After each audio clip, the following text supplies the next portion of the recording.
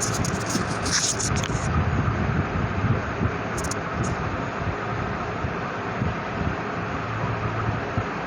सभी का राजकीय महाविद्यालय मांगरोल 12 के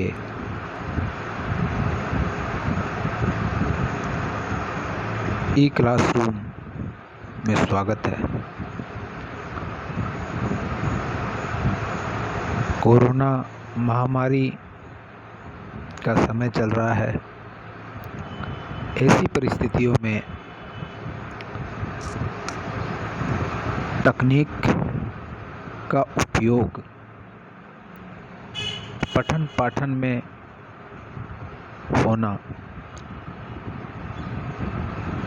बहुत ज़रूरी हो गया है। इसी क्रम में जितना अपने से हो सके उतनी प्रयास रहना चाहिए कि जो भी साधन अपने पास है उनका उपयोग करते हुए हम कुछ सीखने की कोशिश करें और दूसरों को भी सिखाएं। मैं हरिराम भारती, सहायक आचार्य हिंदी, आज हिंदी साहित्य के इतिहास में से रीतिकाल पर बात करने के लिए हाजिर हूँ। रीतिकाल के बारे में हम कुछ सीखेंगे, उसकी परिभाषा जानेंगे, मुख्य विशेषताएं जानेंगे।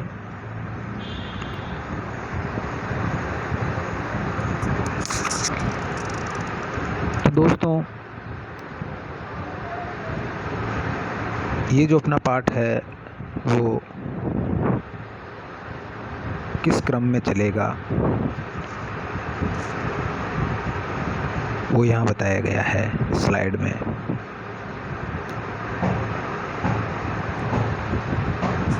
इस पाठ को सुनने के बाद आप रीतिकाल शब्द का अर्थ समझ पाएंगे, रीतिकाल को परिभाषित कर पाएंगे और रीति काव्य की प्रमुख धाराओं का परिचय प्राप्त कर सकेंगे।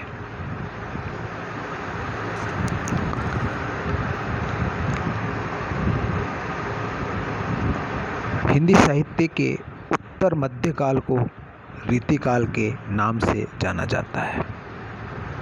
अगर साहित्य को कालावधि के आधार पर बांटा जाए तो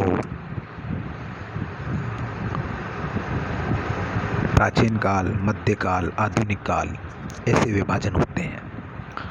तो जो मध्यकालीन हिंदी साहित्य है उसके दो भाग किए जाते हैं, पूर्व मध्यकाल और उत्तर मध्यकाल। तो जो पूर्व मध्यकाल है वो हम जानते हैं कि भक्तिकाल कहलाता है और जो उत्तर मध्यकाल है उसको रीतिकाल के नाम से जाना जाता है।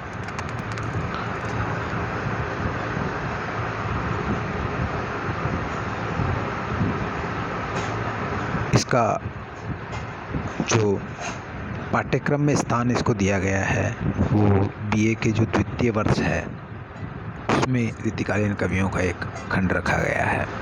तो इतिहास को जानना बहुत ज़रूरी है। हम कवियों को पढ़ते हैं तो उनकी क्या पृष्ठभूमि है, उस समय की क्या प्रवृत्तियां हैं, इन सबको जानना आवश्यक हो जाता है।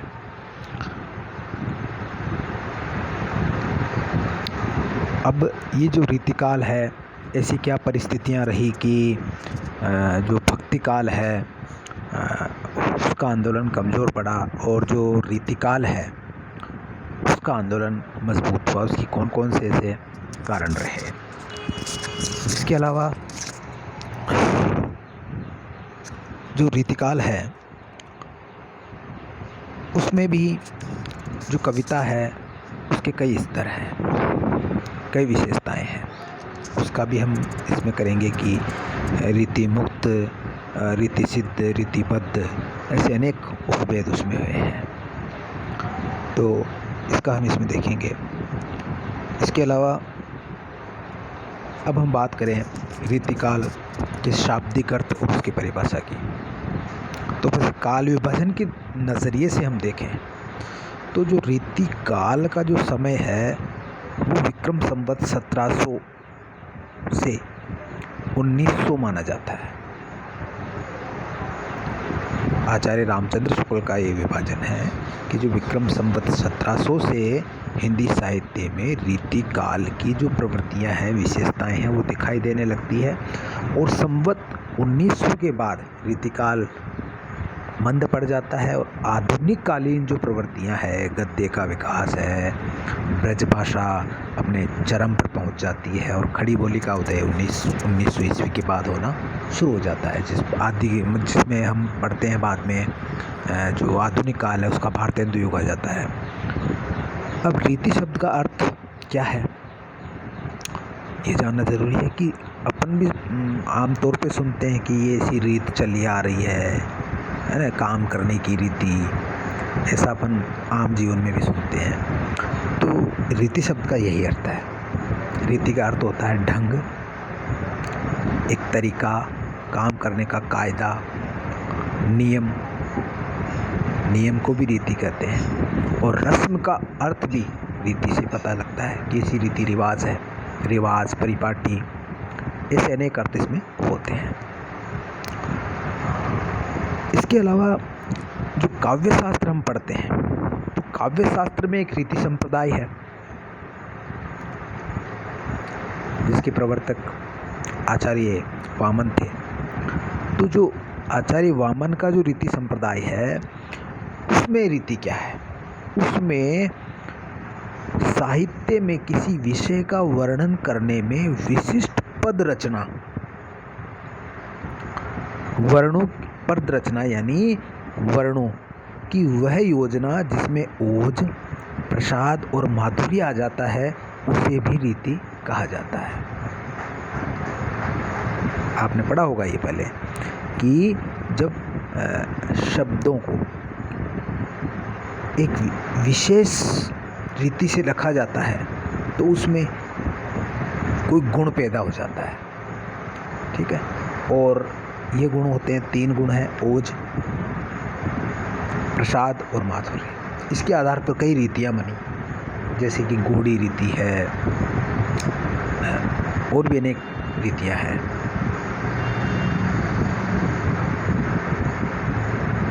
उनके अलग अलग कोमल कांत पदावली उसमें होती है, अलग अलग विशेषताएं उसमें होती है।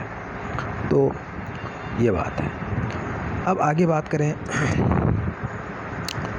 रीतिकाल किसे कहते हैं। यहाँ न हमारा तात्पर्य सामान्य जो रीति है जिसका लौकिक अर्थ है कि भाई काम करने का ढंग, वो भी नहीं है, और वो जो काव्य शास्त्रीय रीति है वो भी यहाँ अर्थ नहीं है। हमारा तीसरा ही अर्थ है और वो है हिंदी साहित्य के इतिहास के संदर्भ में। तो हिंदी साहित्य के इतिहास के संदर्भ में जब हम रीतिकाल पर विचार करते हैं तो रीतिकाल का अर्थ वहाँ यह ठहरता है कि हिंदी साहित्य का ऐसा कालखंड जिसमें रीति ग्रंथों की रचना विशेष रूप से हुई, तो उसे हम रीतिकाल कहते हैं। अब ये रीति ग्रंथ क्या है? तो रीति ग्रंथ का मतलब है कि ऐसे ग्रंथ जिसमें लक्षण बताए गए हों, रीति बताई गई हो। लक्षण किसके? नायिका भेद के लक्षण, क्योंकि वो पूरा श्रृंगारिक काल था, कला काल था, अलंकृत काल था, इसलिए उसमें साहित्य में ज़्यादातर नायक नायिकाओं का वर्णन हुआ है। इसलिए उसमें नायिकाओं के भेद, नक्सिक वर्णन के लक्षण, इसके अलावा अलंकारों के लक्षण, इन सब का जिस ग्रंथ में उदाहरण सहित विचार विमर्श होता है, विवेचन होता है, ऐसे ग्रंथों को लक्षण ग्रंथ कहते थे, ठीक है। और उस ज़माने के जितने भी कवि हुए हैं सब इन लक्षण ग्रंथों के पाठक थे या रचयिता थे, या इन लक्षण ग्रंथों में जो विषय के जो लक्षण थे उन लक्षणों के आधार पर वो अपने उदाहरण के रूप में कविता लिखते थे।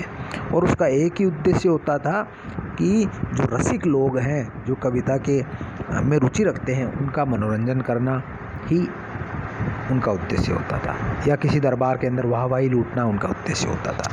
अब है नामकरण।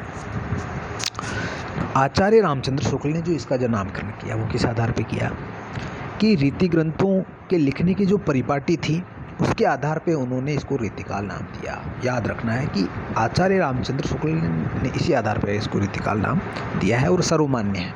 अभी भी सभी लोग इसी नाम को मानते हैं। हालांकि कुछ विद्वानों ने इसको कुछ अन्य नाम भी दिए जिसमें किसी और विशेषता को केंद्र में रखा गया, जैसे कि विश्वनाथ प्रसाद मिश्र नामक एक विद्वान हुए हैं जिन्होंने हिंदी साहित्य का अतीत बहुत अच्छा ग्रंथ लिखा है।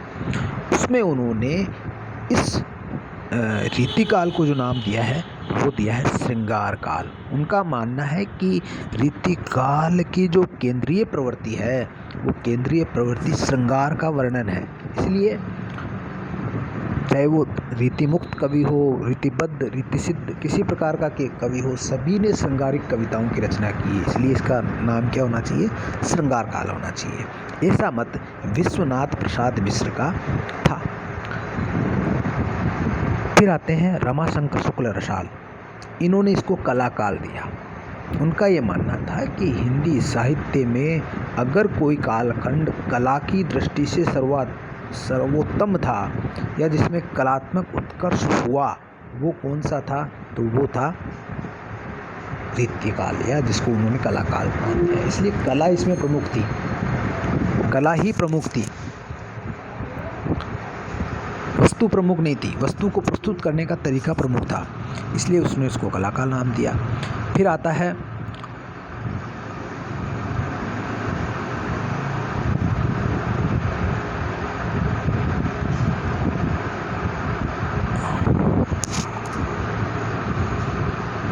आता है अपने मिश्र बंधु। मिश्र बंधुओं ने इसको अलंकृत काल नाम दिया क्योंकि अलंकार की प्रवृत्ति इसमें मुख्य रूप से पाई जाती है।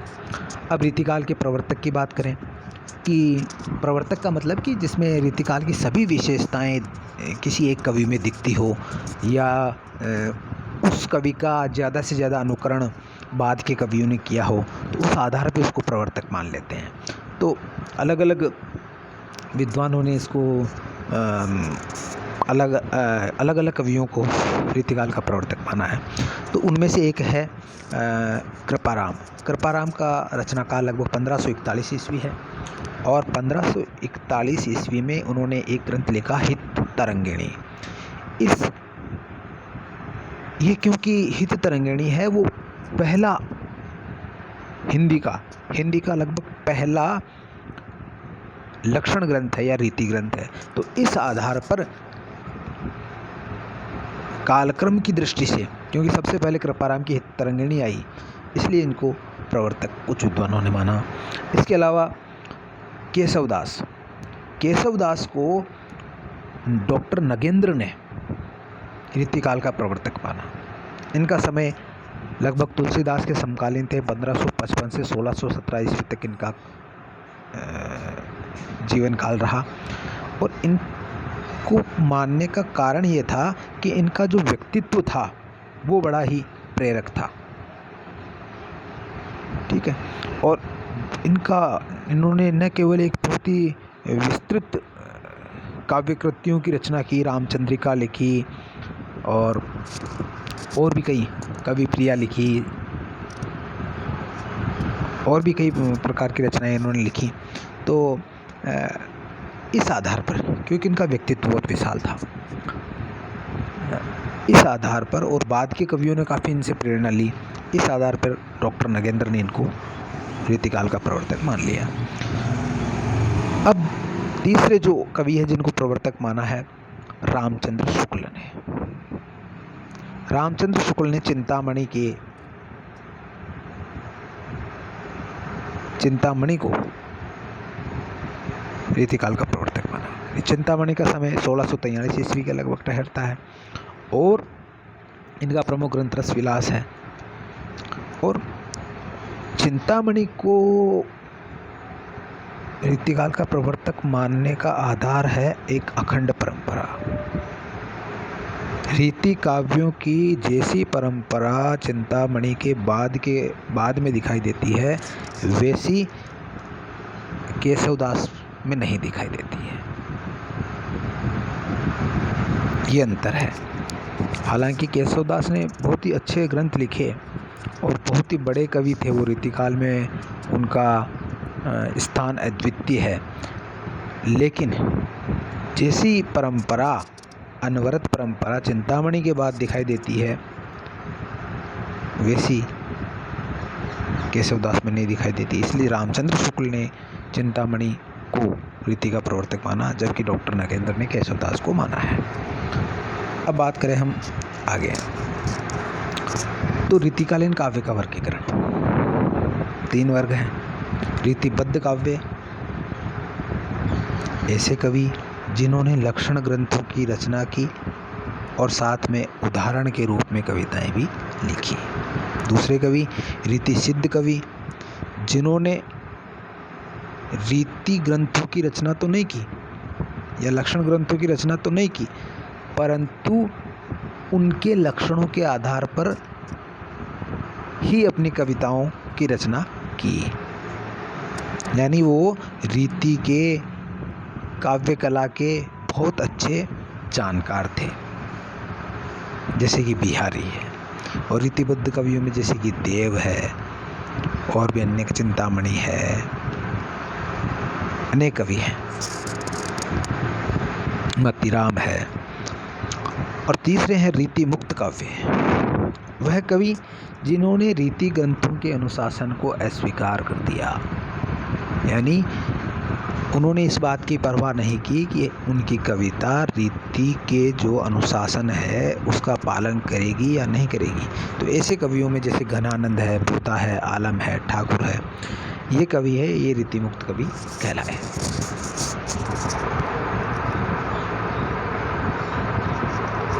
अब थोड़ी अंतर की बात कर लें कि रीतिबद्ध कवि और रीतिसिद्ध कवि में क्या अंतर होता है। तो रीतिबद्ध कवि में इन्होंने क्या किया कि जो रस है, अलंकार है, नायक नायिका भेद है, इनके काव्य शास्त्रीय लक्षण और उदाहरण पेश करते हुए काव्य रचा। रीतिबद्ध कवि ज़्यादातर आचार्य रहे। आचार्य मतलब दूसरों को कविता सिखाने के शिक्षक रहे, कवि शिक्षक। इन्होंने काव्य रचना सिखाई, तो ये एक तरह से आचार्य रहे, भाषा के आचार्य रहे, व्याकरण के आचार्य रहे। और इनके प्रमुख कवि कौन कौन से हैं रीतिबद्ध कवि, आपको याद रखने हैं। चिंतामणि, मतीराम, देव, भिखारीदास, पद्माकर, दुल्ह, ग्वाल, प्रतापशाही। और रीतिसिद्ध कवि की बात करें तो इनके, जैसा मैंने पहले बताया कि इन्होंने लक्षण ग्रंथों की रचना नहीं की और नहीं ये आचार्य थे। ये राजकवि हो सकते थे, लेकिन इन्होंने कभी पढ़ाने लिखाने का काम नहीं किया। और इन्होंने केवल काव्य शास्त्रीय लक्षणों के आधार पर स्वतंत्र रचना अपनी की, उदाहरण के रूप में नहीं की, बल्कि उन लक्षणों को आधार बना करके रचना की। तो इनमें प्रमुख कवि है सेनापति, बिहारी, रसनिधि, वृंद, पजनेश। ये भी नाम आपको याद रखने चाहिए। तो ये कवि हुए। अब तीसरे आते हैं रीति मुक्त कवि। इस वर्ग के कवियों ने लक्षण उदाहरण की रीति से स्वयं को सर्वथा मुक्त रखा। जैसा मैंने पहले बताया कि इन्होंने रीति ग्रंथों के अनुशासन को नहीं माना और इन्होंने तो अपने हृदय की जैसी सहज वृत्तियाँ थी उनको ही काव्य रचना का आधार माना। ठीक है, जैसे कि घनानंद ने लिखा भी है कि अति सुदो स्नेह को मार्ग है, जहाँ नेकू सयान पाक नहीं, जहाँ साचो चले तजे आपन पोझू, जिसके कपटी जो निशंक नहीं। तो इस आधार पर हम कह सकते हैं कि इन्होंने अपने मन की जो सहज वृत्तियाँ हैं उसी को कविता का आधार बना करके काव्य रचना की। इसके अंदर जो कवि आते हैं वो है घनानंद है, बोधा, आलम, ठाकुर।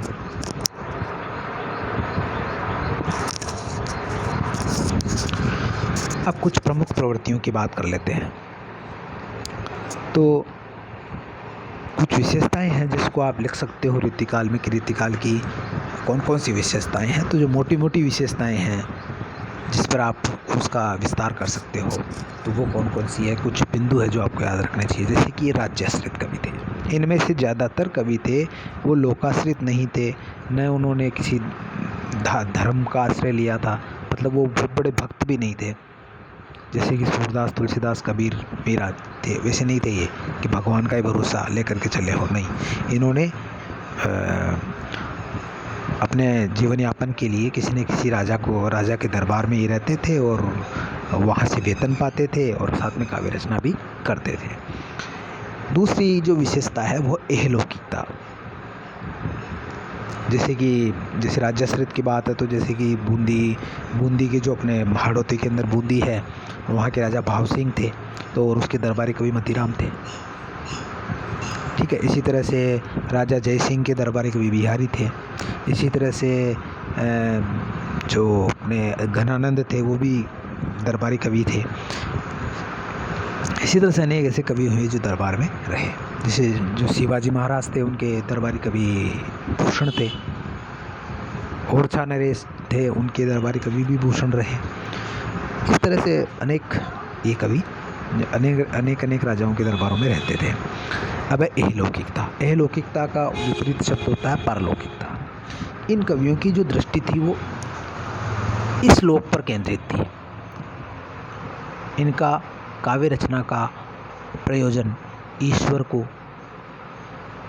खुश करना, उसकी वंदना करना नहीं था, बल्कि इनकी काव्य रचना का आधार दरबार के अंदर जो रसिक हैं, जो कविता प्रेमी है, उनका मनोरंजन करना था। जैसे कि अभी अपनी मंची कविता होती है तो मंच पे जो कविता बोलता है उसका एक ही उद्देश्य होता है कि ज़्यादा से ज़्यादा तालियां बटोरी जाए। तो यही उद्देश्य इन कवियों को अभी हुआ करता था। तो एहलौकिकता, जैसे कि उन्होंने एक कवि हुए हैं भिखारी दास, उन्होंने तो लिखा भी है कि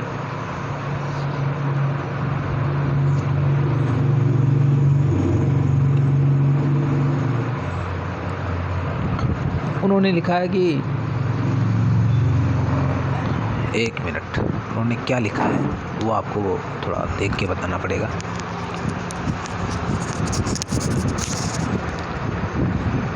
राधिका कन्हई सुमरन को बहानो है। आगे के कवि रिजी हैं तो समझो कविताई, न तो राधिका कन्हई सुमरन को बहानो है। कि उनका ये मानना था कि अगर जो सुकवि है और जो कविता में रुचि करने वाले अगर रीझे नहीं, खुश न हो, तालियां न मिले, तो फिर वो कविता क्या है? वो तो भगवान का सुमरन करने का बहाना है। तो मेन उद्देश्य उनका था वाहवाही लूटना और सबको खुश करना। यही कविता को कलात्मकता प्रदान करता है। दूसरी चीज़ थी श्रृंगारिकता। श्रृंगारिकता की बात यह है कि कविता का मुख्य जो केंद्र बिंदु था वो श्रृंगार, नायक नायिका, उनके नक्शिक का वर्णन, उनके रूप का वर्णन, है ना, और तरह तरह के साधनों के द्वारा इसका वर्णन करना, ही इनका नायिका के सौंदर्य का वर्णन करना, यही एकमात्र इन कवियों का उद्देश्य रहता था। जैसे कि बहुत सारे कवियों ने लिखा, जैसे बिहारी की आप कविताएं पढ़ते हैं तो उसमें श्रृंगार बहुत ज़्यादा है। इसी तरह से मतीराम को पढ़ो आप तो उसमें भी है, चंदन को रंग फीको लगे, झलके अति अंगनु चारु गुराई, आँखन में अलसानी चितौनी में मंजू विलासन की सरसाई, को बिनु मोल बिकात नहीं, मतीराम लहे मुस्कानी मिठाई। तो इस तरह से जो इन्होंने नायिकाओं के सौंदर्य का बड़ा ही सरस वर्णन इन्होंने किया है। कलात्मक उत्कर्ष दिखाई देता है। ब्रजभाषा का ऐसा विकास और किसी काल में नहीं हुआ। दूसरी चीज़ है अलंकारिकता। जैसे कि आपको पता है कि अलंकारों का बहुत ही अच्छा इस्तेमाल आपको बिहारी में दिखाई पड़ता है। यमक अलंकार का आपने तो देखा ही होगा। यमक अलंकार का जो उदाहरण है, कनक कनक ते सोगुनी मादकता अधिकाय, या पावे बोराय नरवा खावे बोराय, यानी कनक कनक में यमक अलंकार है। इस तरह से बहुत सारे कवियों ने अनेक अलंकारों का प्रयोग किया है और बड़ा ही सुंदर किया है, बिल्कुल बनावटी नहीं लगता है, बहुत अच्छा उन्होंने प्रयोग किया है। अलंकारिकता भी एक इसकी प्रमुख विशेषता है। कि कविता ऐसी हो कि वो लोगों को पसंद आए। यही एकमात्र इसका उद्देश्य था और बिना अलंकारों के कविता की कल्पना नहीं की जा सकती, ऐसा इनका मानना था। और पांचवी विशेषता है कि ब्रज भाषा का उत्कर्ष काल। ये ब्रज भाषा केंद्रीय भाषा थी, उस समय की मध्य देश की केंद्रीय भाषा ब्रज भाषा थी। चाहे वो मारवाड़ हो, चाहे वो भाड़ोती हो, चाहे उधर पश्चिम में अवध का क्षेत्र हो, चाहे कोई भी क्षेत्र हो, बुंदेलखंड हो, सब के अंदर, यहाँ तक कि पंजाब के अंदर भी ब्रज भाषा में कविता, जो अपने गुरु गोविंद सिंह थे उन्होंने ब्रज भाषा में कविता लिखी। इसी तरह से जो पूर्वी का जो क्षेत्र है, जैसे जो भोजपुर है, बिहार है, वहाँ तक के कवि ब्रज भाषा में रचना करते थे। और यहाँ तक कि बंगाल के अंदर जो कई कवि है वो ब्रज को आधार बना करके कविता करते थे। तो चाहे किसी भी क्षेत्र का कवि रहा हो, उसने, जैसे अभी अपन हिंदी पढ़ते हैं, चाहे वो मारवाड़ी बोलने वाला हो, हड़ौती बोलने वाला हो, कोई भी हो, लेकिन वो हिंदी बोलता है, उसमें रचना करता है, लिखता है। उसी तरह से जैसे अभी प्रधान भाषा हिंदी है, उसी तरह से उस समय की प्रधान भाषा ब्रज भाषा थी। तो इस पाठ में हमने जो चर्चा की उसका सारांश हम जान लेते हैं। तो इसका सारांश ये रहा, हमने ये जाना कि रीतिकालीन काव्य में कवियों का आग्रह काव्य शास्त्रीय अनुकरण पर काव्य रचना का रहा। ये तो जो काव्य शास्त्रीय अनुकरण मतलब जो लक्षण थे, जो रीति थी, उसके अनुकरण, रीति का अनुकरण करते हुए ही उन्होंने काव्य रचना की। दूसरी हमने ये जाना कि रीतिमुक्त कवियों ने धारा के विरुद्ध हृदय की नैसर्गिक अभिव्यक्ति अपनी कविताओं में की। उन्होंने घनानंद का उदाहरण दिया, बोधा आलम ठाकुर, प्रेम को पंत कराल महा, तलवार की धार पे धावनो है। ये जितने भी रीतिमुक्त कवि थे, ये सब के सब हृदय की अभिव्यक्ति अपनी कविताओं में करते थे। इसी तरह से दरबारी होने के कारण से रीतिकालीन काव्य में कलात्मक अभिव्यक्ति हुई। ये भी एक विशेषता हमने जानी कि भाई, क्योंकि दरबार में सारे कवि रहते थे और वहाँ की वाहवाही पाने के लिए, दरबार को के अंदर अपना यश बढ़ाने के लिए बहुत अच्छी कविता करते थे। उसमें अलंकारों का प्रयोग करते थे, उसमें नायक नायिकाओं का बड़ा ही मानसल वर्णन करते थे। इसी तरह से भक्ति के बजाय इस युग में श्रृंगारिकता प्रदान हो गई। इस युग में राधिका कन्हई सुमरन को बहानो है। राधिका और कन्हई के जो प्रेम का वर्णन है, उसमें भी कई जगह श्रृंगार की प्रधानता हो गई और भक्ति भावना का लोप हो गया। मेरी बहुबादा हरो राधा नागरी सोई, जातन की झाई परे शाम हरित दुति होई। अब देखिए, इसमें भी उन्होंने, बिहारी ने जो वर्णन किया है, उसमें राधा के जातन की झाई परे तन का वर्णन आ गया। श्रृंगारिकता प्रधान हो गई कुल मिलाकर। जो सच्चे मन की श्रद्धा थी वो भी रही होगी, पर मुख्य काम श्रृंगारिकता का हो गया। इस युग के प्रमुख कवियों में केशवदास, मतीराम, चिंतामणि, देव, बिहारी, पद्माकर, भिखारीदास, ग्वाल, रसलिन है। तो अनेक कवि हैं, इनके बारे में हम और आगे समय मिला तो पढ़ेंगे, लेकिन कुल मिला करके हम कह सकते हैं कि जो रीतिकाल है, मध्यकाल है, उसका अपना एक ऐतिहासिक महत्व है और कलात्मक दृष्टि से बहुत ही अच्छा काल ये कहा जाता है। कविताएं इतनी अच्छी और छंदबद्ध होती थी कि उनको गाने में आज भी हमें आनंद आता है। बड़ी अच्छी कविताएं थी वो। तो इन्हीं सभी बातों के साथ अब हम अपने पाठ को समाप्त करते हैं। कल फिर एक नए विषय पर चर्चा के लिए हम मिलेंगे। तब तक के लिए अपना ध्यान रखिए और बार बार हाथ धोइए, बाहर आना जाना कम कीजिए, और संभव हो तो ज़्यादा से ज़्यादा काम ऑनलाइन करने की कोशिश कीजिए। धन्यवाद।